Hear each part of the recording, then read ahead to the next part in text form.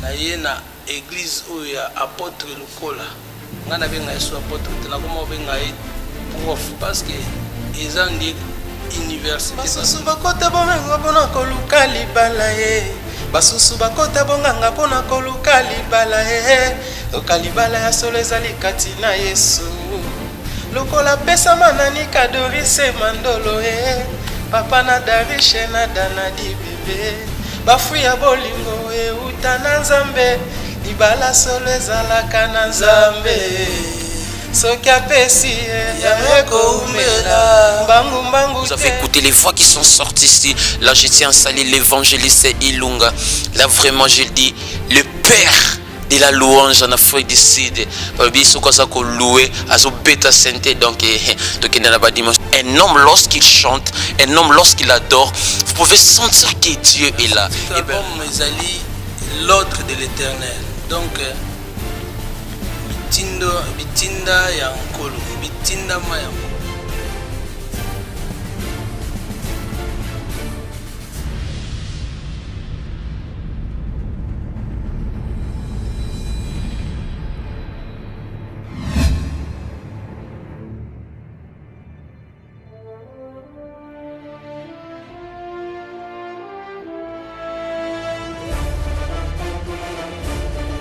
Goodness of God présenté par votre humble serviteur Enoch Mpadi.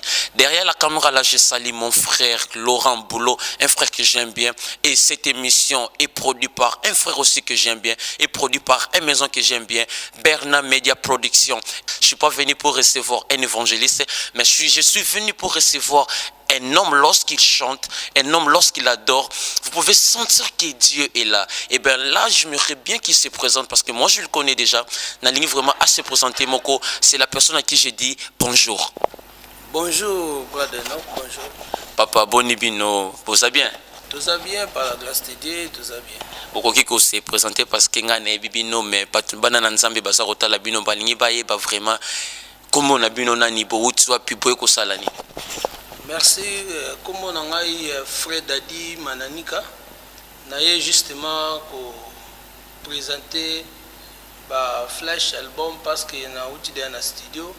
Siko album Sili est comme prêt pour ébiment et on a eu que cela n'a peuple de Dieu, copier ça un message et ça n'a qu'à banzembo. Et voilà, chers téléspectateurs, chers fidèles internautes, qui font Nabiso Dadi, et le que Mémie, Nakati, na plateau Nabiso. Mais totalement, pendant frère Dadi, aïe, mon côté, aïe, avec un autre frère, que moi aussi j'aime beaucoup vraiment ses louanges. J'aimerais qu'il se présente encore lui-même. Bonjour, mon frère. Bonjour, frère Enoch. Ah, papa, ton mon Nibino, et là, on est Mébino, na plateau Nabiso, Goodness of God.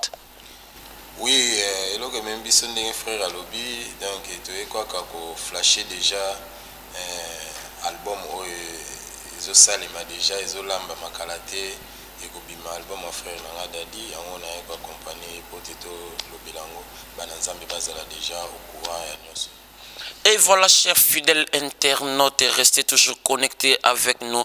Nous allons découvrir avec cet album qui va sortir déjà bientôt. Mon frère et son groupe sont déjà dans les studios. Et là, je tiens à dire un grand merci et la salutation à mon père spirituel, Joseph Benjamin Lukola, le père du percé. Pourquoi oublier le head coach Liliane Mbia et ma maman Espérance Vovo. Frère Dadi, Tomonyo na plateau Nabiso.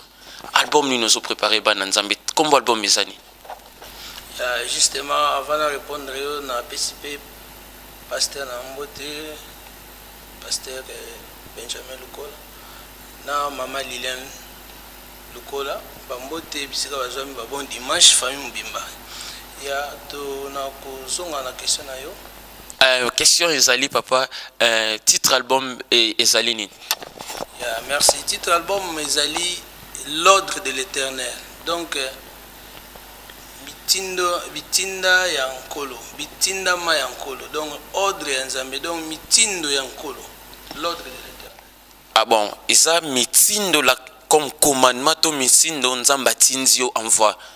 Donc mitindo nkolo za comme si qui apesi ordre na ye, ordre ce que to mimiango na moi lingala isa lokola ki moi ko pesa. Donc mitindo mo donc comme si que tokozwa na ba sens nyonso comme militaire nzamba lobby déjà donc o lobby yango na donc fait salema donc so na yesu na bato anglais et na koyi ko loba yesu lokola ke order of God donc eza mitindo nkolo donc ordre o nzamba pesi yango ndi tozobéir. Et frère ko expliquer biso ndenge nini kombo wana yaki comment ça commençait? Ya kombo wana yaki c'est pas que to vandi boyemba moye eza kozwa temps na nzambe koluka présence en nzambe nzambe azara toujours ko répondre omoni avant même ko banda album oyo nazwaki message oyo esengai ke normalement faut na sala album na bimisa oyo nzambe apesi kati na ngai comme ba message nazwaka temps komona apôtre Lukola que je salue encore na solo linaye na présenté ba message il avait accepté à Epsinga que ça va na pesi encore yango moni nazongaki mbala mona bandaki te na zusuta na ngai après na yiko kota studio ndé na yiko bimisa message nzamba pesaki. Ils ont déjà combien de temps aux en studio? Ya normalement studio Cécilie album Cécilie le quoi dozo sala musala c'est l'ordre nzambe dozo toujours na ko démarrer na ba ordre nzambe studio Cécilie après aussi ça studio Kalaté dozo bimisa album ezunga vraiment presque na koloba même ataba une année na ndambo. Donc préparation zalaki comme spirituelle et technique to ko sentir parce que une année na ndambo to sentir vraiment que préparation spirituelle et technique ezale makasi. Ya vraiment ezale makasi donc wana na koloba ko tebelete donc ce que moni loko umeli boy c'est que ezwaki temps esenga penza que spirituellement physiquement artistique pe donc faut que zulango penza temps pour que bobi misailo comme là. Et frère Dadi, Nabanzembo Nabino déjà pour il y a un frère Joseph Anif lui qui me suit depuis Djobour ayo karabino déjà partir à fête ni sundeng boyemba ka c'est là vraiment na voix Nabino voix non déjà bino boyemba na kati ya na orchestre ya moni toyemba après c'est netinga na yemba ba voix nyonso te mais na sala après c'est deuxième na première voix mais na vanda mingi na première voix na sop.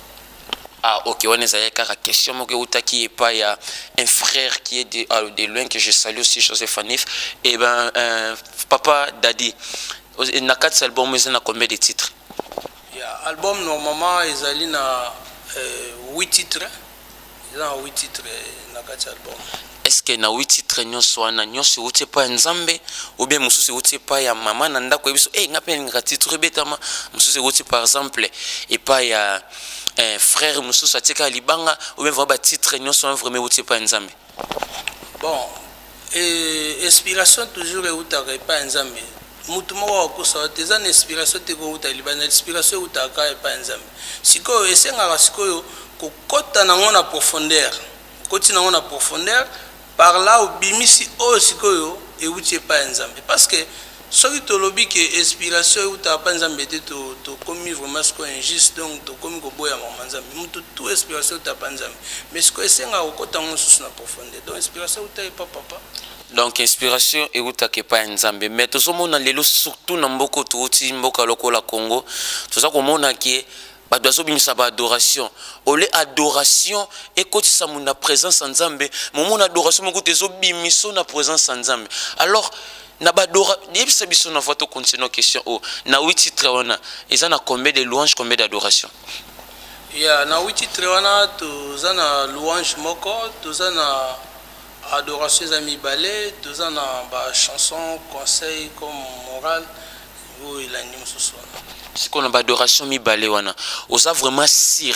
Est-ce que tu es vraiment sûr que lorsque le peuple de Dieu bazoka musique wana bazoka adoration wana que le peuple qui nous suit à ce moment en écoutant ces chansons est-ce que vous allez connecter na présence en Nzambe ou déconnecter na présence en Nzambe? Yakako salae yakako salae yakako salae oyo zali nzambe yakako sala yawe totiki mitema na biso sepa na yo nzambe ya mawa bafamille na biso ezotalela kaka yo nzambe nalola osalela biso omoni banzembo neti oyo nazoyemba oyo eza bachanson moko soki ofandi ozwi temps ya kolanda yango ozomona mpenza ke ozoyebisa nzambe aya kosala parce que omoni eza bata moko boye soki mpenza okomi me neti ke okomi stark ozomona mpenza te kokende wapi okoti espoir ta mosusu epai ya motu mozwi te mais oluki siko nzambe ye moko akita parce que soki nzambe akiti na baintervention na ye yo omonika makambo nyonso eza vraiment ouvert. Et voilà, chers fidèles internautes, nous continuons toujours avec notre frère Dadi et Apesikaka extrait.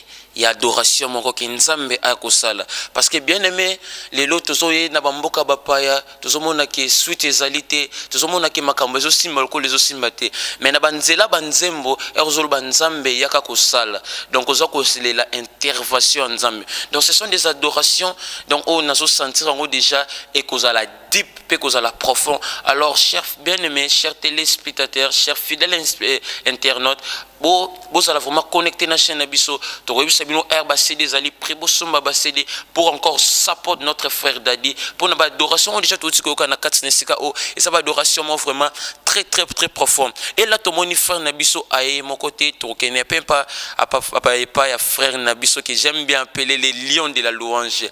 J'aime bien vraiment appeler frère fils. Bonjour papa. Bonjour frère.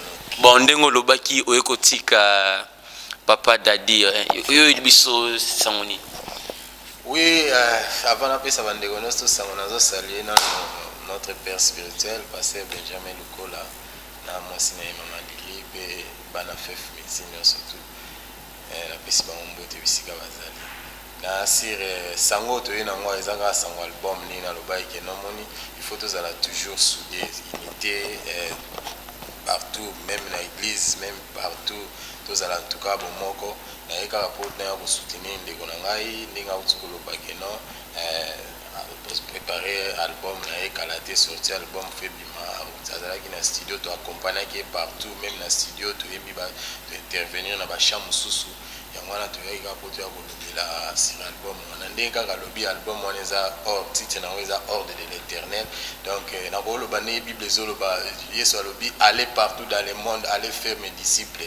Donc ndenge nzamba pesi ordre wana yango yepe amona ikeno fo yepe akini na nzela lo yembo parce que lelo fo tobo sanate musique na biso ekendaka musika peut-être ba CD ko okende musika place au biso na to comité donc eza penza donc canal moko ke okende rapide pour na ekende ko côté ya bana nzambe okende ko sala ba disciple na nzambe donc musique pesa canal oyo ko sala ke donc na ordre o nzamba pesa ki po batu bazala édifier yango amona ke non dana mospe koki donc nzambe atinda e kwa kete na ordre wana pour na bana nzambe. Voilà, merci beaucoup frère fils. Est-ce que vous pouvez mina banzembo nyonso na 8 nyonso ou bien mika na quelques nzembo? Voilà, wolo bana yembi presque moitié banzembo mingi ba cœur ezana kati wana na yembi ba vocal mususu na sali. Ndeti vocal ni no sali na nzembo ni. Na yembi neti na nzembo libala na yembi vocal moko wana na ali auto yembi libala solo ezalaka na nzambe. Et voilà, là je tiens à dire à Fallon Moussikou qui se prépare déjà pour se marier. Nzembo Alibala DG Bimi à la sœur Christelle avec le frère Jojo. Nzembo Alibala DG Bimi donc boy bar déjà ko bongisa pour na frère Dadi na ba mariage na bino papa bete Nzembo Alibala. Ko pesa biso vraiment ker o Nzembo ya Alibala on a vraiment pesa nous ne on a frère Jojo so préparer Alibala na frère Credo. Basusu bakota bomengo pona koluka libala ye basusu bakota bonganga pona koluka libala ye lokalibala ya solo ezali kati na Yesu lokola pesa manani kadorise mandolo ye papa na darishe na danadi bebe bafu ya bolingo e utana nzambe libala solo ezalaka na nzambe soki apesi ya eko umela mbangu mbangu te ya yo eko ya biso nazala na mongongo koyema menga pe na kotika na sebe nango na soma déjà ndenge faut ko peser donc babikala mingi pété maison production Bernard azako bala na mama nani wana totika encore point d'interrogation ben to songeli papa dadi to le bilasco makambo ya album mango lisusu ndenge nini olingi vraiment pepe na nzambe e yamba album ya pepe na nzambe na senga na bango bayamba album oyo bazwa temps ya koyoka parce que soki bozwi temps ya koyoka eloko par là pour comprendre message nini eza na kati donc bazwa yamba bango bien nayebi ke bana biso ya fef baza déjà maboko afunga mpo bayamba album na bango ndako mais bazwa temps ya koyoka yango bien. Question moko boy et où tu pas serment qu'on a l'ingraming là je tiens à dire vraiment là ça pour la question j'aime bien vraiment Meggy Mujinga elle disait que vision ezaka na Afrique du Sud car une église a fait ministry ou bien vision est une vision album ya merci vision album ezaka na fef ministry ou ezandako esike uti parce que tous yango si que vision est un peu partout donc ndeka ndeko cholo bake eza banzembu basidi mususu ekoma bisika ta mususu komate donc vision est un peu mulai nasi na kati album to yembi na frère Henri Papa Mulaja que je salue de loin vraiment bon dimanche bisika ozwami na famille donc vision est mulai iko senga vraiment que tout continue. Donc, chers téléspectateurs, chers fidèles internautes, je tiens déjà à vous informer et à vous confirmer. Na kati album bokoyo ka voix ya frère Henri Papa. Yahweh. Donc, bakutoko yokaye donc aza ye mon côté frère Henri Papa pe aza na kati ya album oya ordre na nzambe. Alors tout font la mama boko, to yamba album ona esengo, to support na mati ya papa na biso, toujours l'esprit de support. Alors papa frère Dadi oyembi na frère Henri Mulaja beaucoup tana kindengeni ya to kutana na frère Henri Papa c'est pas que awa to banane depuis Congo normalement na ko reculer mon mukie malgré ba question posalité mais na éclaircir peuple de Dieu na bandi carrière na ngai na Congo na Sebeko parce que nga protestant pendant la baptême na Sebeko na emi na chorale la voix des anges que je salue de loin bisika bazali na ebité bandi comme sous bazawa pi na longwe Sebeko na koti na résurrection na salle plus de 6 ans na résurrection après na résurrection na longwe na yeko se retrouver na Afrique du Sud na ye na église oya apôtre Lukola nga na benga yesu apôtre tena comme benga prof parce que ils ont dit université parce que l'enseignement de Zouaka Awa ils allaient l'enseignement vraiment faut toujours na université même place na uta que ils toujours université à l'enseignement na résurrection mais na yesu ko kuta na suna professeur oazobi misa enseignement donc si je parle comme ça parce que au moni apôtre Lukola aza muto peut-être soko lingo découvrir ko zoe physiquement tendingo zo boy. Il faut attendre côté spirituellement ou comprendre qui est le cola. Donc vraiment, même à terre, n'a été intégré dans le cadre de ministry, n'a pas tout même Zambé. Il m'avait parlé de lui, donc Aza vraiment un serviteur de Dieu que je respecte beaucoup. Aza vraiment un message au Bimi, lorsqu'il part, vous sentez toujours que non, il y a quelque chose qui vient de Dieu. Donc il faut prendre le temps à Oyoka, il est bien pour capter aux oies, aux Bimakati. Vraiment, aux universités, donc on a bien une université et pas à Porto Lukola. Merci. Et merci beaucoup, Papa Dadito, so continuer. Et est-ce qu'on a fait ministry, na orchestre, ou yemika na frère, na biswa atomi na bande comme ça. Ya na katia orchestre. Na yembi na évangéliste Lunga que je salue bisika zali na maman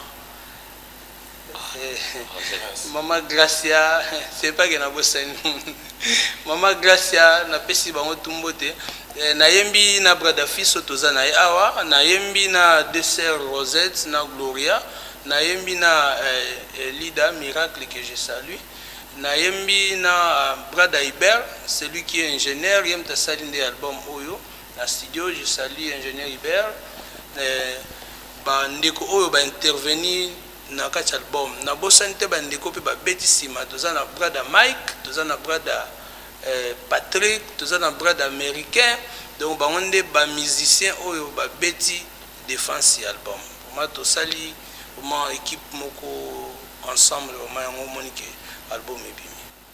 Ok, les lobano ya souke zani parce que tous comme déjà na souke émission na biso album Ordre de l'Éternel les a déjà kobima bofongola maboko bozela album ya frère na biso Dadi na groupe Mobimba afato koma kaka na souka to soke non na frère na biso frère na lingara mingi les lions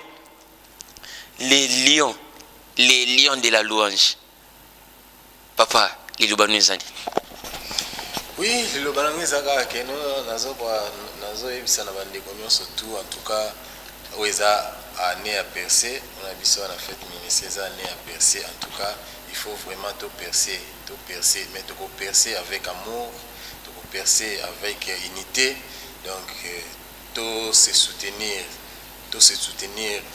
biso nyonso tout donc tozala toujours na sima eloko ndeko azosala biso nyonso tosoutenir yango eza malamu mingi omona ke no nzambe akosala vraiment ya mingi mpe tokende liboso surtout musique na biso na dirban toza mina na posaki musique na biso na dirban mpe elamuka donc bato mpe bazala édifie ke tobimisa mpenza bavrais adorateur baoyo bazokoadore nzambe na esprit mpe en vérité donc eza vraiment malamu mingi susi na biso vima ezala yango wana.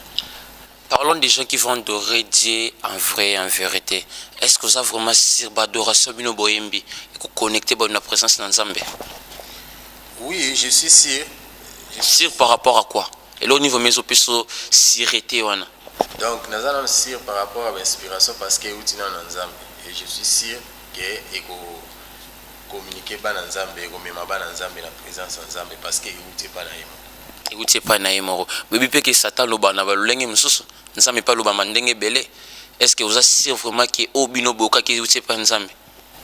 Oui, c'est sûr oto yoka que uti pas Nzambe. C'est sûr parce que ngana participer dans l'album wana ko yokango Nzambe na sûr que ndeko azaki inspiré. Ya omoni lo musuna na epsa ok avant to sale loko yoki na epsa bege to kenda komona apôtre na PC message et la PC accord c'est que les éloges m'ont brûlé ils ont blagué donc pas beaucoup à dire ça reste qu'à Koyoka ndi batu ba ochiche ba bon tellement bino bozasi na pe na commissaire mais beaucoup ça la moins extrêmement côté qui pour peuple na Nzambe pour pe frère brother Jean-Luc que je salue de loin ayoka peu déjà moi loko wana aye pas comme assir na adoration na bino elangeza monene basali baza mokie mosantu tinda ngai oyo nakokende olobi gauche nake na gauche olobi droite nake na droite na panza sango malamu tinda ngai oyo tinda ngai papa nakokende ngai oyo bipai nyonso olingi papa mpona sakola tinda ngai papa nakokende ngai oyo bipai nyonso olingi papa mpona sakola. Chers fidèles internautes, je vous dis quelque chose, je suis vraiment touché. En tout cas, tous la adoration oyo, pour adoration oyo, nako sabinote, ezako touché. Je sais que adoration anti-bambi azozela, ils avons adoration boy. Adoration président Rami Boula azozela, ils avons adoration boy. Président Liloba Souka vraiment peuple Nzambe bayoka. Liloba Souka eza toujours que to yebisi bandeko bazwa temps oyoka album na bango. Vraiment, on va comprendre de qu'est-ce que Dieu a parlé. Et on a souhaité, peuple de Dieu, un album, vous attendez un album. Donc vous allez découvrir où nous avons lobby Katina Banzembo. Justement, na PC Bambote Nangai, na mon épouse Doris Mandolo, Bisika Zomi, na Darich, Danadi, on a Bananangai, na Bossante Kopesa, peuple de Dieu.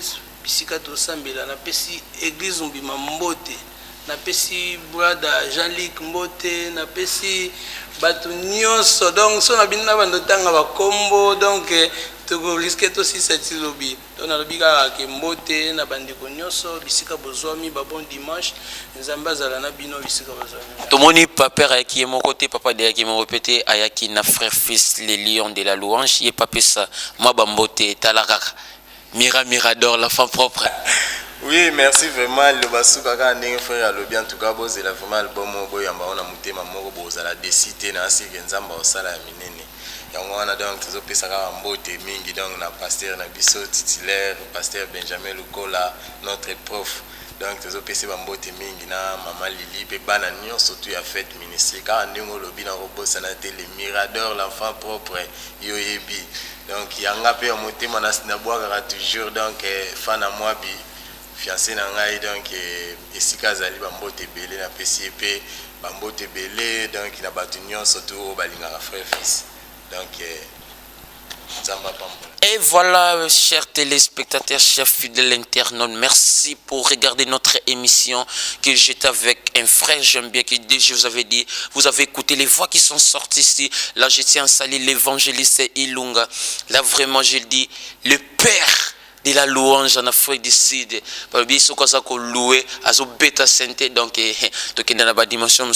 Pourquoi oublier à saluer aussi Marquis Dunia et pourquoi pas à saluer Christelle Ouna et pourquoi pas aussi Sarah Likenge. Là je salue vous tous qui me suivent partout au monde, Paris, France. Là je salue Maïchanda. Pourquoi pas aussi en Angola, États-Unis, au Congo là où déjà bientôt nous serons là-bas. Frères, nous vous disons merci beaucoup. Moi aussi je te dis merci. Merci beaucoup.